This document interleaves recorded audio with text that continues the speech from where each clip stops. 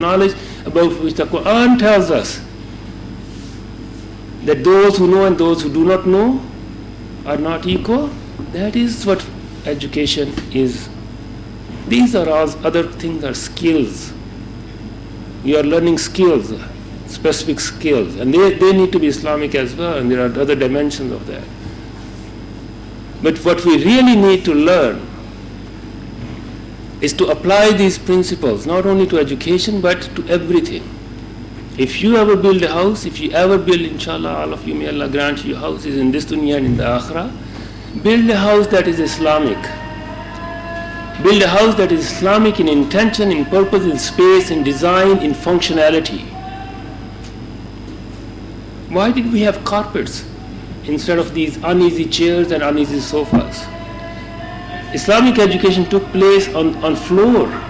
People sat on carpets, these beautiful rugs. These are treasures.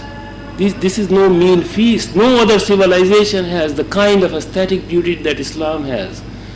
And what have we done? We have abandoned these. Look at these chairs. They are so uncomfortable.